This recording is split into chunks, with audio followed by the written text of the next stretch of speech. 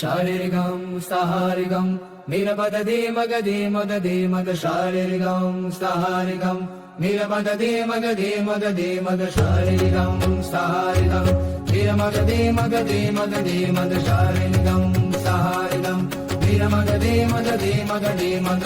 मत सफर हमें जानो फिरता है फलक बरसों, तब खाक के पर्दे से इंसान निकलते हैं।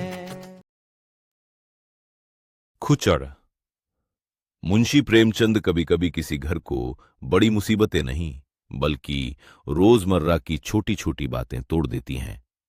मुंशी प्रेमचंद की कहानी खुचड़ ऐसे ही एक दंपत्ति की कहानी है, जहां प्रेम तो है लेकिन हर बात में नसीहत, तर्क और विरोध ने रिश्ते की मिठास छीन ली है।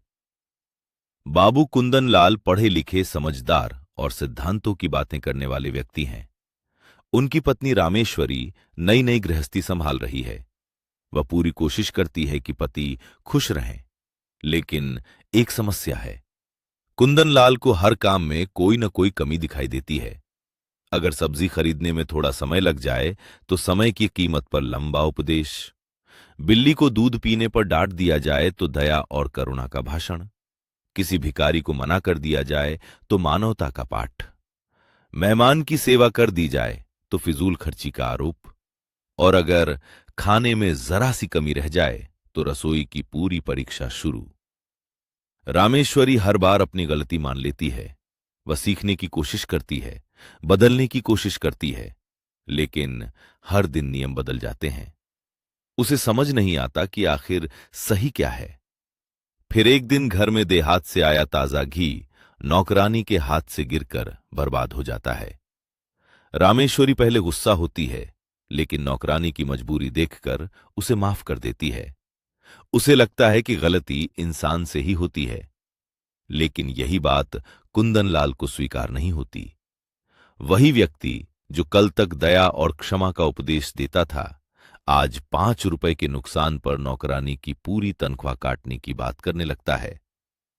यही रामेश्वरी के मन में एक बड़ा प्रश्न उठता है, क्या नियम और सिद्धांत सिर्फ दूसरों को समझाने के लिए होते हैं? उसे महसूस होता है कि समस्या गलती की नहीं बल्कि अपमान की है। हर बार उसे सबके सामने छोटा किया जाता है। उसकी नीयत नहीं, केवल उसकी भूल देखी जाती है। उस दिन के बाद रामेश्वरी एक निर्णय लेती है। अब वह अपनी ओर से कोई फैसला नहीं करेगी।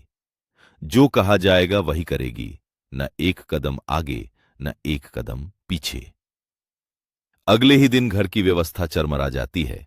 नौकरानी नहीं आती, दूसरा इंतजाम नहीं होता, सब्जी नहीं आती, खाना नहीं बनता। कुंदन लाल परेशान हो उठते हैं। तब उन्हें पहली बार एहसास होता है कि केवल आदेश देने से घर नहीं चलता, बल्कि विश्वास, सम्मान और सहयोग से चलता है। रात को वे अपनी गलती स्वीकार करते हैं, कहते हैं कि अब बिना मांगे सलाह नहीं देंगे, और रामेश्वरी भी केवल एक बात कहती है, मैं अपमान नहीं सह सकती। यही इस कहानी का सबसे बड़ा संदेश है।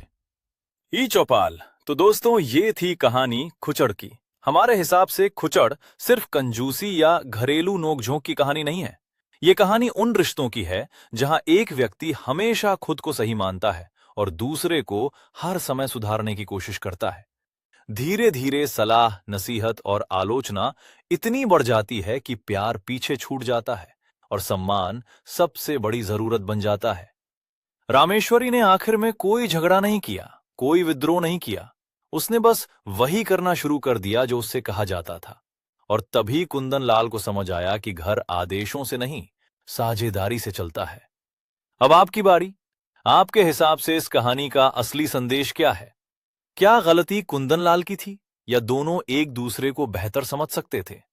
अपनी राय हमें कमेंट्स में जरूर बताइए और जुड़े रहिए प्रेमचंद महोत्सव 2026 50 दिन 50 कहानियां के साथ, जहां हर दिन हम लेकर आएंगे मुंशी प्रेमचंद की एक नई कहानी और उसके पीछे छिपा एक नया विचार। मिलते हैं अगली कहानी में।